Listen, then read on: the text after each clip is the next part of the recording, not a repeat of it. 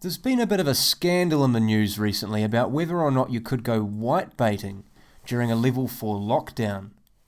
On Saturday the 28th of August, if you checked the COVID website, you would have found that it expressly stated whitebaiting was forbidden under level 4. Check it again on Sunday and it is permitted. So what's going on? Why the sudden change of heart? Well, in this video I'm going to explain why whitebaiting has actually always been lawful under level 4. And if anything, it was the COVID website that was unlawful. WHITEGATE has given rise to some important questions. What forms of recreational activity are you lawfully allowed to engage in during lockdown, and how far are you allowed to travel? Do you have to follow all the rules listed on the COVID website, or follow everything the Prime Minister or COVID Response Minister proclaims in a press conference? What about your rights to freedom of movement under the New Zealand Bill of Rights Act? In order to answer these questions, firstly I'm going to be explaining the difference between Parliament and government, the difference between the legislative power and the executive power, and the absolute supremacy of the legislature and the public health order. I'm also going to cover how this relates to ministerial discretion and the limits on what a minister or any government department can actually tell you what to do. I'm then going to discuss what the public health order actually says about recreational activities, as well as discuss the issue of how far you can or can't travel and how this relates to your guaranteed right to freedom of movement under the New Zealand Bill of Rights Act. Okay, so the difference between Parliament and government. All this confusion over the rules really just comes down to this one point. Many New Zealanders do not understand the difference between Parliament and government. Allow me to explain. Parliament is the supreme lawmaking authority. Parliament is supreme. Parliament can overrule anyone or anything. This is called the doctrine of parliamentary supremacy, and in New Zealand, it is how we roll. The government wields the executive power, not the lawmaking power. It executes and administers laws passed by Parliament. No minister or civil servant or government department can add to, amend, or elaborate on anything contained within an Act of Parliament without Parliament's consent. Any discretion exercised by the executive government, for example whether or not to go from level 4 to level 3, must only be exercised within the boundaries permitted by Parliament. In fact, it can even be illegal for ministers of the Crown to misrepresent their powers of discretion. This is called pretended power. It is a breach of Article 1 of the Bill of Rights 1688, a 17th century English statute that remains very much part of New Zealand law today. This article was actually used successfully against the previous Prime Minister, Robert Muldoon, in 1976, when he told the country in a press conference that he was suspending the Superannuation Act. This article was also used in a judicial review last year against Dr. Ashley Bloomfield and Prime Minister Jacinda Ardern, alleging their press statements during the initial days of last year's lockdown were also in breach. An old law, yes, but still very relevant and very operative. So what to make of all this? Understand just this one point. Any restrictions imposed on you by the government during the lockdown must not be outside the boundaries that Parliament has set. So what are those boundaries?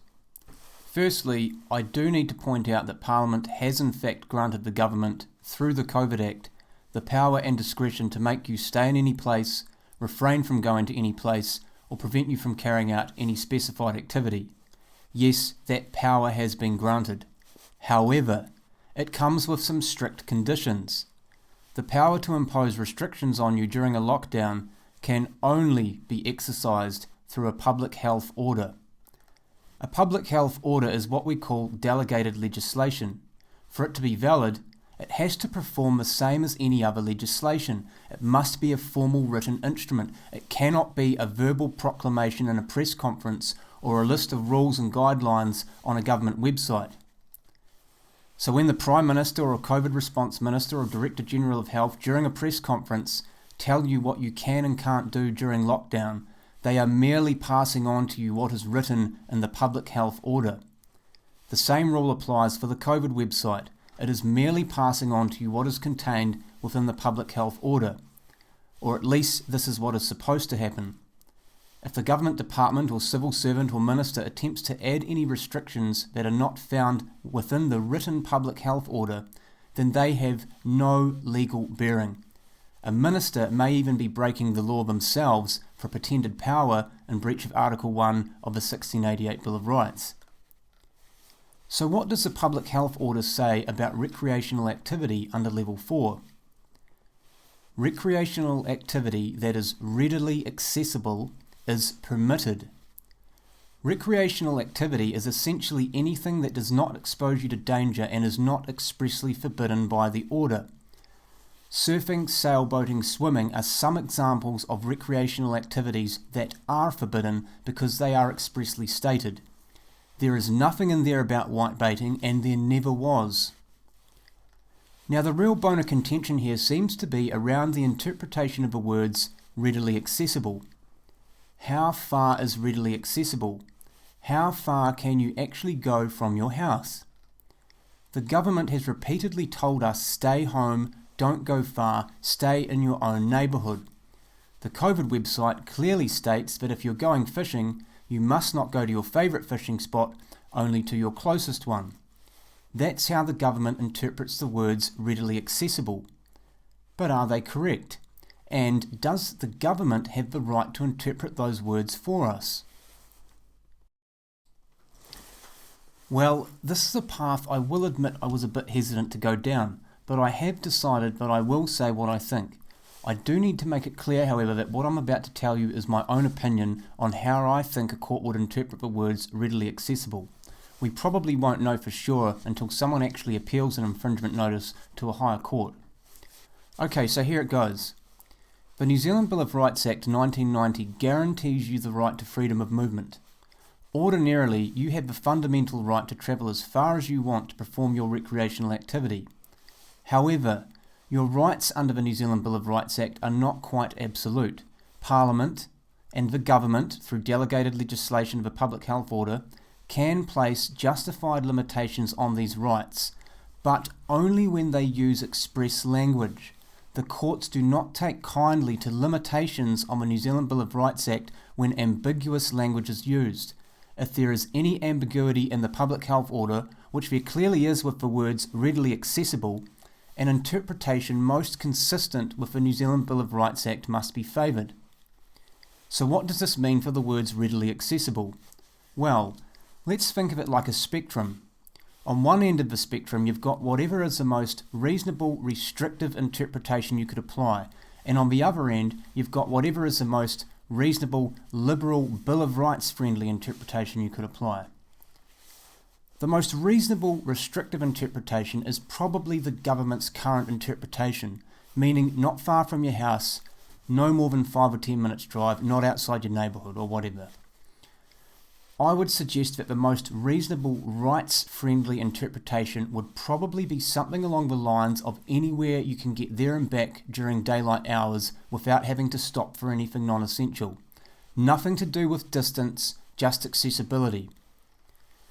Ordinarily, because we are in lockdown and the spirit of a public health order is to prevent people going far from their house, the restrictive interpretation would make the most sense. However, this is constitutionally impossible when it comes to limitations on rights guaranteed under the Bill of Rights. We have no choice. We must apply the most rights-friendly interpretation. Comments made by government ministers and government departments about how you shouldn't leave your neighbourhood and that you have to stay close to your home are, in my opinion, simply them asking you nicely. Hence why COVID Response Minister Chris Hipkins has used language such as, you should not be travelling miles, rather than, you must not. He also stated, we don't want people travelling across town, rather than just saying, you're not permitted to travel across town. Ministers have to be careful they don't misrepresent their powers. This, in my mind, is a big hint that the government knows they have no legal basis at the moment to really tell you how far you can or can't travel. That is not to say that they couldn't amend the order at any moment and make it that no one can go further than, say, 6 kilometres from their house. But if they did this, they would probably lose some votes. It just would not look good. Being politicians, they want the best of both worlds. They want you to stay close to home not because they forced you, but because they asked you, nicely. This may also explain why police appear to be only giving out warnings or providing education to people that have strayed a little more than a few kilometres from their house. The police may be mindful of the reality that if they did issue an infringement for travelling too far and it was challenged in court, it could backfire on them when the courts apply the New Zealand Bill of Rights friendly interpretation. My final point I would like to make is that it seems to be the media that is actually the most enthusiastic about constantly reminding us we have to stay in our homes. Let me just point out the obvious. The media has a vested commercial interest in keeping you at home because their website traffic probably goes through the roof, with everyone checking the news every 30 seconds and clicking on every story because they have nothing better to do. So I hope you found this video helpful. Once again, this is just my own opinion on these matters, and you can make your own judgment on what has been discussed and how it might apply to your situation. God bless.